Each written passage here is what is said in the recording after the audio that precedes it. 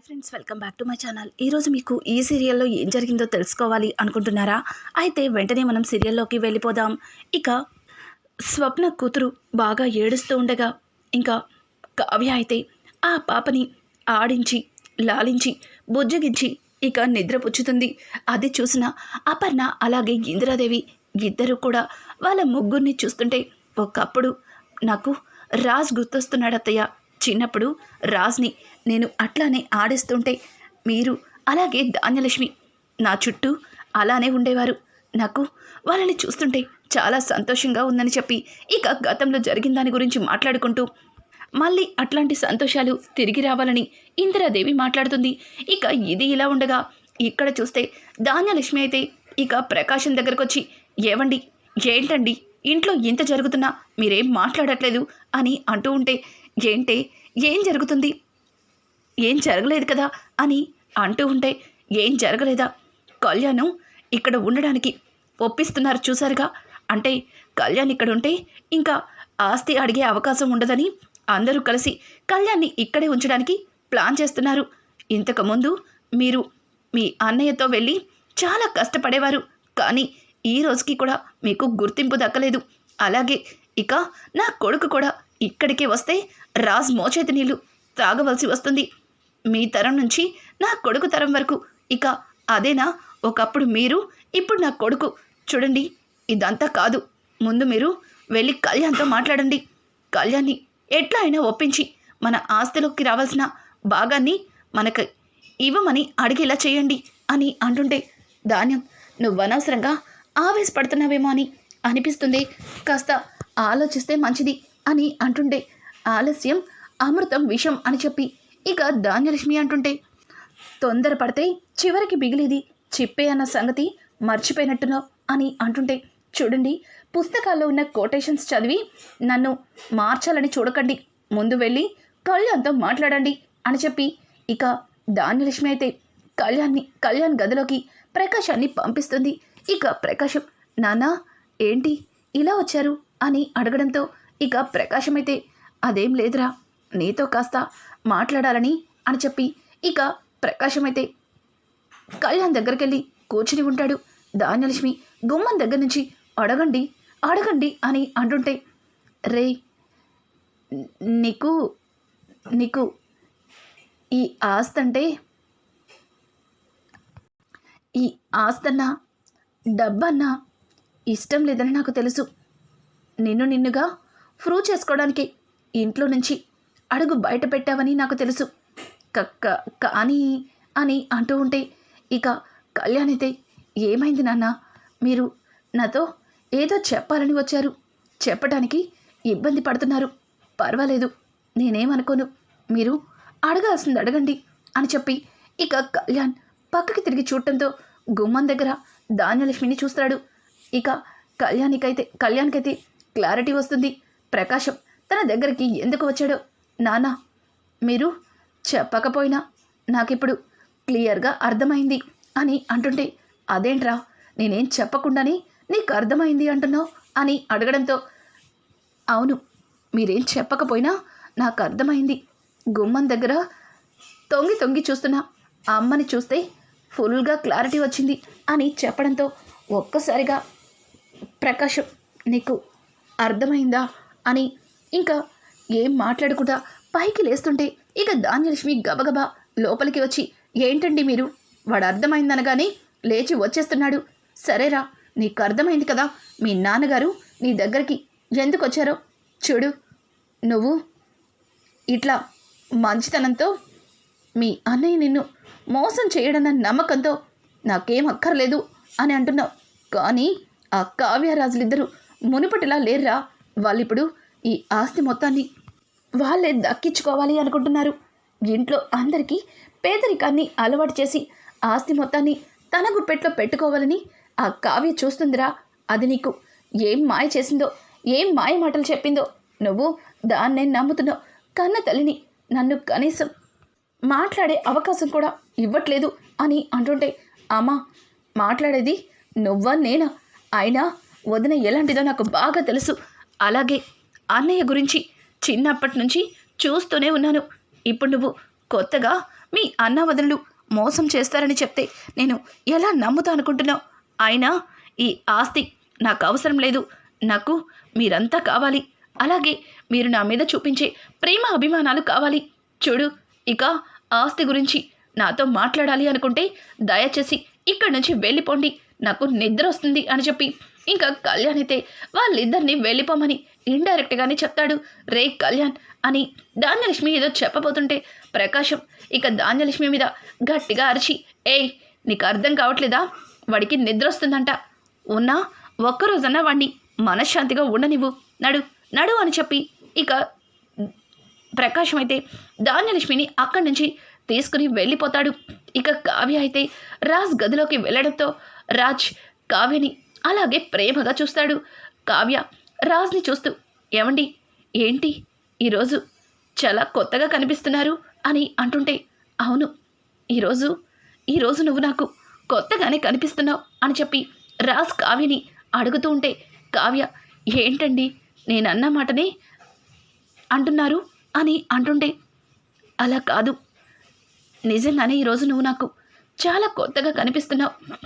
ఇంతకుముందు ఈ ఇంటి కోడలిగా స్థానం సంపాదించుకున్నావు, అలాగే ఈ రాజ్కి భార్యగా ప్రూవ్ చేసుకున్నావు.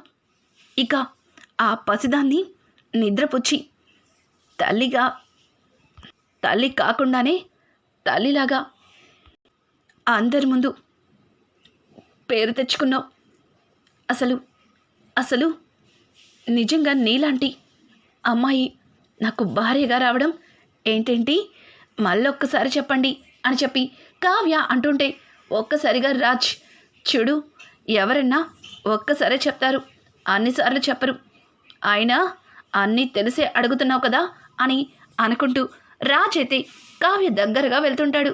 ఆగండి, జీవితంలో ఈ చెయ్యి వదలను అంటేనే నా దగ్గరికి రావాలి, లేకపోతే అని అంటుంటే ఇక రాజైతే, ఆ నానమ్మ వస్తున్నాను అని చెప్పి అక్కడి నుంచి వెళ్ళిపోతుంటే, ఏవండి అసలు అమ్మమ్మ గారు ఎప్పుడు పిలిచారు? నాకు వినపడనే లేదు అని చెప్పి ఇక కావ్య అంటుంటే, నీకు వినిపించదులే, నాకు మాత్రమే వినిపిస్తుంది అని చెప్పి రాజు అక్కడి నుంచి వెళ్ళిపోవడంతో ఇక కావ్య ఎక్కడ నాకంటే తక్కువైపోతారేమో అని, మీకు ఇంకా ఈగో ఏమాత్రం తగ్గలేదు అని నవ్వుకుంటూ కావ్య అలా బయటికి వెళ్తుంది. ఇక ఇంతలో అప్పు కళ్యాణ్ ఉన్న గదిలోకి వెళ్ళబోతుంటే కావ్య అలాగే స్వప్న అప్పుని పట్టుకుని ఆగాగు అని ఇద్దరు ఆపేసరికి ఒక్కసారిగా అప్పుకి ఏమీ అర్థం కాదు. ఏంటక్క నన్ను లోపలికి వెళ్లకుండా ఎందుకు ఆపుతున్నారు అని అంటుంటే, ఎందుకు ఆపుతున్నామా ఎందుకు అని చెప్పి ఇంకా ఒకరేమో పాల గ్లాస్ని మరొకరు పూలని తీసుకొచ్చి అప్పుకి పెడుతుంటారు. అది చూసిన అప్పు, ఏంటక్క ఇదంతా అని అంటూ ఉంటే, చూడండి ఎన్ని రోజులు ట్రైనింగ్ అని కళ్యాణ్ నువ్వు ఎట్లా ఉన్నారో మాకు తెలుసు. ఇంకా ఇంతవరకు ఉన్న సమస్యలన్నీ తొలగిపోయాయి. నువ్వు అనుకున్నట్టుగానే ఎస్ఐ అయ్యావు. మరి ఇప్పుడు కూడా మీరు సంతోషంగా ఉండకపోతే ఎలా అని చెప్పి ఇంకా అప్పుని స్వప్న అలాగే కావ్య ఇద్దరు కూడా చెబుతూ ఉంటే ఆ మాటలకి స్వప్న, అక్క ఇప్పుడు ఇదంతా కాదు, దీనికి ఇంకా టైం ఉంది, నన్ను ఇబ్బంది పెట్టద్దు అని అంటుంటే, సరే మేమెవ్వరం నిన్ను ఇబ్బంది పెట్టంలే, నీకు ఎలా నచ్చితే అలానే ఉండు అని చెప్పి తలలో పువ్వులు పెట్టి చేతికి పాల గ్లాస్నిచ్చి లోపలికి పంపిస్తుంటే, మళ్ళీ ఇదంతా నాకెందుకు ఇస్తున్నారు అని చెప్పి స్వప్న అంటుంటే, నోరు మూసుకుని లోపలికి వెళ్ళవే, నీకు ఏమీ తెలీదు, చిన్నప్పటి నుంచి ప్యాంటు చొక్కాలు వేసుకొని మగరాయిళ్ళ తయారయ్యావు, ఇప్పుడు అబ్బాయిని అనుకుంటున్నావా ఏంటి? నువ్వు పెళ్ళయింది ఆడపిల్లవన్న సంగతి గుర్తు చేసుకో అని చెప్పి ఇక కావ్య స్వప్న ఇద్దరు కూడా అప్పుని లోపలికి తోసి తలుపు దగ్గరికి లాగుతారు. ఒక్కసారిగా బుక్కు చదువుకుని ఉంటున్న కళ్యాణ్ అప్పుని అలా చూసేసరికి షాక్ అయిపోతాడు. అప్పు ఏంటి కొత్తగా కనిపిస్తున్నావు అని కళ్యాణ్ భయపడుతూ ఉంటే, అప్పు ఏంటి కొత్తగా కనిపిస్తున్నానా? ఏ నేను అప్పులా లేనా అని అంటుంటే, అప్పులా కాదు, ఎందుకో నిన్ను చూస్తుంటే కాస్త అమ్మాయిలా కనిపిస్తున్నావు అని చెప్పి ఇక కళ్యాణ్ అయితే కాసేపు అప్పుని సరదాగా ఆట పట్టిస్తాడు. ఏంటి, నేను అమ్మాయిలా కనిపిస్తున్నానా? అంటే నీకు ఇన్ని రోజులు నేను అమ్మాయిలా కనిపించట్లేదా అని తన చేతిలో ఉన్న పాల గ్లాస్ని అక్కడే పక్కన పెట్టి ఇక కళ్యాణ్ని కొట్టడానికి తన మీదకు వెళ్తుంది. ఇంకా ఇది ఇలా ఉండగా ఇదంతా చూస్తున్నారు రుద్రాణి. ఒక్కసారిగా చాలా ఆవేశంగా అనామికకి కాల్ చేస్తుంది. అనామిక, హలో ఆంటీ, ఏంటి నిద్ర రావటం లేదా? టైం కాని టైంలో నాకు కాల్ చేశారు అని అంటూ ఉంటే, నీకు ఇక్కడేం జరుగుతుందో తెలిస్తే నీకు కూడా నిద్ర పట్టదు అని అంటుంటే, అక్కడ ఏం జరుగుతుందో నాకు తెలియందేమీ కాదు. మీకు మనవరాలు పుట్టిందంటగా, బై ముందు మీకు కంగ్రాచులేషన్స్ అని చెప్పి ఇక స్వప్న అయితే రుద్రానికి కంగ్రాట్స్ చెప్తుంది. నాకు ఈ కంగ్రాట్స్ ఏమీ వద్దు. ఇక్కడ అందరి మొహాల్లో నవ్వు, ఆనందం చూస్తుంటే నాకు నిద్ర పట్టడం లేదు, పిచ్చి పట్టేలా ఉంది. అసలు ఇదంతా చూస్తుంటే అందరూ ఒక్కటైపోయినట్టు అనిపిస్తుంది. నువ్వు ఆ కావ్యరాజులిద్దరి మనసులో భయాన్ని సృష్టిస్తాను, ఏదో చేస్తాను అని చాలా ఫేస్ చేశారు.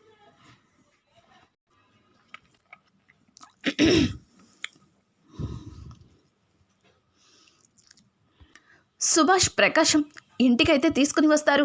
సీతారామయ్యకి హారతినిచ్చి లోపలికి తీసుకెళ్తారు. సీతారామయ్య ఇల్లంతా చూసి చాలా ఆనందపడతాడు.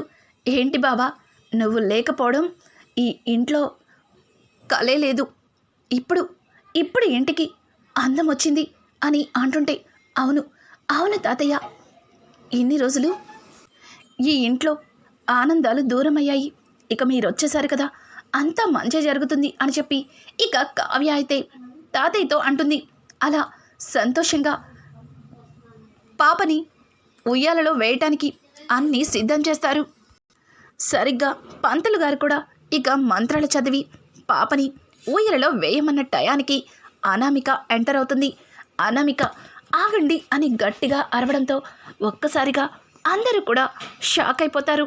ఇదేంటి ఇదొచ్చింది అని చెప్పి ఇక స్వప్న అంటుంటే, ఇంతలో రుద్రాణి అయితే, ఏంటి అనామిక, పిలువని పేరంటానికి వచ్చావు అని అడగడంతో, నేను మీ ఇంట్లో ఉన్న ఫంక్షన్కి రాలేదు, నాకు మీ ఇంట్లో వాళ్ళకి ఒక నిజం చెప్పాలని వచ్చాను అని అంటుంటే, ఇక ధాన్యలక్ష్మి అయితే, ఏయ్ ఏంటే ఇక్కడికి వచ్చావు, అసలు నీలాంటిది ఈ ఇంట్లో అడుగు పెట్టకూడదు, నువ్వు నా కొడుక్కి చేసిన నష్టాన్ని మర్చిపోతాననుకుంటున్నావా, నీ వల్ల ఈ రోజుకి కూడా ఈ ఇంట్లో ఎవ్వరికి మనశ్శాంతి లేదు, వెళ్ళు అని చెప్పి ధాన్యలక్ష్మి అయితే ఇంకా అనామికని ఇంటి నుంచి పొమ్మంటుంటే, ఆగండి మాజీ అత్తయ్య, ఎందుకు ఆవేశపడతారు, అయినా నేనేమి మీ ఇంట్లో ఉండిపోవడానికి రాలేదు, మీ అందరికీ ఒక నిజం చెప్పాలని వచ్చాను అని అంటుంటే, ఏంటి నిజం చెప్పాలా, ఏం నిజం అని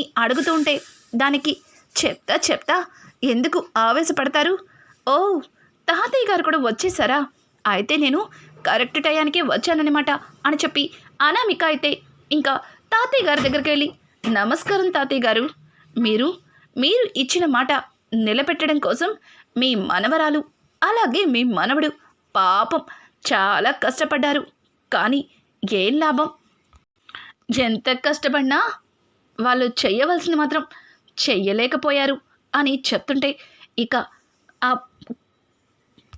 కావ్య రాజులిద్దరూ కూడా, ఏయ్ అనామిక, అసలు నువ్వు ఇక్కడికి ఎందుకు వచ్చావు, అసలు ఏం చెప్పాలనుకుంటున్నావు అని అంటూ ఉంటే, ఇంకేం చెప్తాను, మీ ఇద్దరూ కలిసి తాతయ్య గారు ఇచ్చిన మాటని నిలబెట్టడం కోసం చాలా కష్టపడ్డారు కదా, ఆఖరి నిమిషంలో ఓడిపోయారన్న నిజాన్ని ఇక్కడ ఉన్న వాళ్ళందరికీ తెలియాలి కదా, చూడండి, మీరు బ్యాంక్లో కట్టవలసిన డబ్బు కోసం మీ ఈ ఇంటిని తాకట్టు పెట్టారు కదా, మరి ఆ డబ్బుని నాకు ఇప్పుడే ఇవ్వాలి అని అంటుంటే, ఏం మాట్లాడుతున్నావు, మేము తాకట్టు పెట్టింది బ్యాంక్లో, నీ దగ్గర కాదు అని అంటూ ఉంటే, మీకు తెలీదేమో, ఆ బ్యాంక్ నాదే, మీరు ఒక్కసారి బ్యాంక్లో పెట్టే ముందు అది ఎవరిదన్నది